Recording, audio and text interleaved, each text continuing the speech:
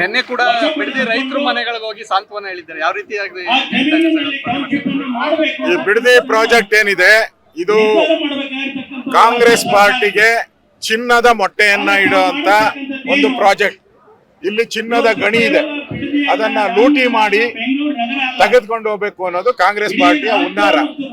ಅದಕ್ಕೋಸ್ಕರ ಈ ಪ್ರಾಜೆಕ್ಟ್ ಅನ್ನ ಜನಗಳ ರೈತರ ವಿರೋಧ ಇದ್ರೂ ಕೂಡ ಇವತ್ತು ಈ ಪ್ರಾಜೆಕ್ಟ್ ಅನ್ನ ಮಾಡ್ತಾ ಇದ್ದಾರೆ. ಇದರಲ್ಲಿ self interest, not public interest. ಅದಕ್ಕೋಸ್ಕರ ನಾವು ಈ ಪ್ರಾಜೆಕ್ಟ್ ಬಿಡಬೇಕು, ಕೈ ಬಿಡಬೇಕು. ಇದು ರೈತ ವಿರೋಧಿ ಪ್ರಾಜೆಕ್ಟ್. ಇದು ನೀವು ಮಾಡೋದ್ರಿಂದ ಅಲ್ಲಿ ಲಕ್ಷಾಂತರ ಎಕರೆ ಅಲ್ಲ, ಲಕ್ಷಾಂತರ ಜನಕ್ಕೆ ತೊಂದರೆ ಆಗ್ತಾ ಇದೆ. ಈ ಪ್ರಾಜೆಕ್ಟ್ ಮಾಡೋದ್ರಿಂದ ರಾಜ್ಯದ ಒಂದು ಆದಾಯ ಏನ್ ಬರ್ತದೆ ಅಗ್ರಿಕಲ್ಚರ್ ಇಂದ, ಅದು ಕುಂಠಿತ ಆಗ್ತದೆ. ಅದರಿಂದ ಈ ಡಿ ಕೆ ಶಿವಕುಮಾರ್ ಹಠಮಾರಿತನದಿಂದ ಇದು ನಡೀತಾ ಇರೋದು. ಬೇರೆ ಯಾವುದೇ ಮಂತ್ರಿಗಳಿಗೆ, ಕಾಂಗ್ರೆಸ್ ಮಂತ್ರಿಗಳಿಗೆ ಇಂಟ್ರೆಸ್ಟ್ ಇಲ್ಲ.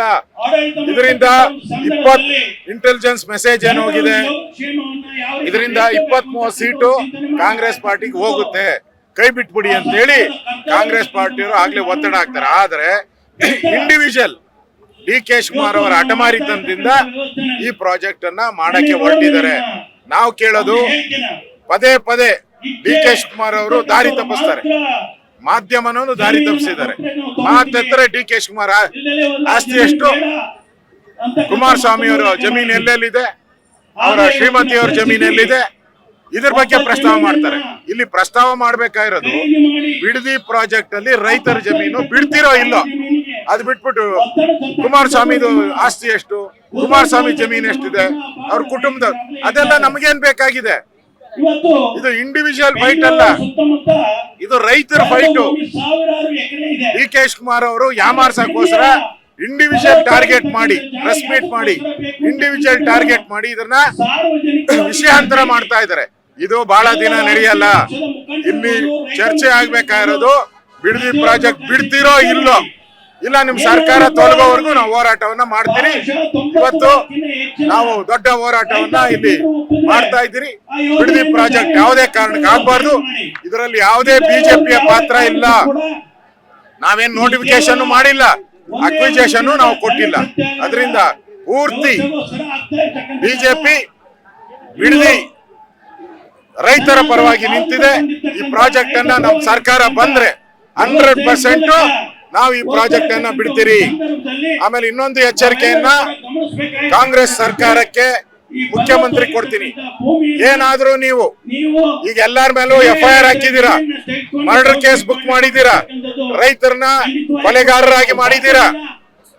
ನೀವೇನಾದ್ರೂ ಒಬ್ಬ ರೈತರನ್ನ ಮುಟ್ಟಿದ್ರು ಕೂಡ ನಿಮ್ಮನ್ನ ನಾವೆಲ್ಲ ಯಾವ ಪೊಲೀಸ್ ಸ್ಟೇಷನ್ ಮುತ್ತಿಗೆ ನೀವು ಅರೆಸ್ಟ್ ಮಾಡ್ತೀರಾ, ಪೊಲೀಸ್ ಸ್ಟೇಷನ್ಗೆ ಮುತ್ತಿಗೆ ಹಾಕ್ತಿರಿ, SP ಆಫೀಸ್ಗೆ ಮುತ್ತಿಗೆ ಹಾಕ್ತಿರಿ.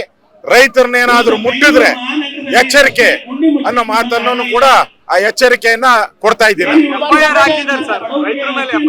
ನಾನ್ ನಿನ್ನೆ ಅವ್ರ ಮನೆಗಳಿಗೆಲ್ಲ ಭೇಟಿ ಮಾಡಿ ಅವ್ರಿಗೆ ಧೈರ್ಯ ತುಂಬಿದ್ದೀನಿ. ರೈತರನ್ನ ಏನಾದ್ರೂ ಮುಟ್ಟಿದ್ರೆ SP ಆಫೀಸನ್ನ ಮುತ್ತಿಗೆ ಹಾಕ್ತೀನಿ, ನಾನೇ ಹೋಗ್ತೀನಿ, SP ಆಫೀಸನ್ನ ಮುತ್ತಿಗೆ ಹಾಕ್ತೀನಿ. ಪ್ರೂವ್ ಮಾಡ್ಲಿ. ಕುಮಾರಸ್ವಾಮಿ ಅವರು ಈಗಾಗಲೇ ಕೈ ಬಿಡ್ತೀನಿ ಅಂತ ಅಸೆಂಬ್ಲಿಯಲ್ಲೇ ಹೇಳ್ಬಿಟ್ಟಿದ್ದಾರೆ. ಬಿಜೆಪಿ ಸರ್ಕಾರ ಇದ್ದಾಗ ನಾವು ಈ ಪ್ರಾಜೆಕ್ಟ್ ಅನ್ನ ಮುಟ್ಟಕ್ಕೂ ಹೋಗಿಲ್ಲ ನಾವು. ಅದರಿಂದ ಇಲ್ಲಿ ಅನ್ನೆಸೆಸರಿ ಆಗಿ ಕುಮಾರಸ್ವಾಮಿ ಹೆಸರನ್ನ ಎಳೆಯುವಂತದ್ದು ಸರಿಯಲ್ಲ. ಇಲ್ಲಿ ಬೇಕಾಗಿರೋದು ರೈತರಿಗೆ ಕುಮಾರಸ್ವಾಮಿ, ಡಿ ಕೆ ಶಿವಕುಮಾರ್ ಅಲ್ಲ. ಇಲ್ಲಿ ಬೇಕಾಗಿರೋದು ಅವ್ರ ಜಮೀನು ಬಿಡ್ಬೇಕಷ್ಟೇ.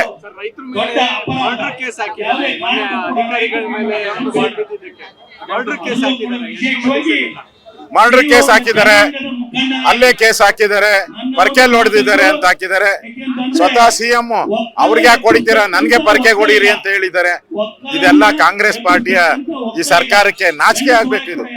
ಅದರಿಂದ ಇದು ಹಾಕಿರೋದು ರೈತರನ್ನ ಬೆನ್ನೆಲುಬು ಅಂತೀರಾ ನೀವು, ರಾಜ್ಯದ ಬೆನ್ನೆಲುಬು, ದೇಶದ ಬೆನ್ನೆಲುಬು ಅಂತೀರಾ. ಅಂತ ರೈತರನ್ನೇ ಮರ್ಡರ್ ಕೇಸ್ ಹಾಕಿದ್ರೆ ನೀವು ಕಾಂಗ್ರೆಸ್ ಪಾರ್ಟಿ ರೈತ ವಿರೋಧಿ ಕಾಂಗ್ರೆಸ್ ಪಾರ್ಟಿ.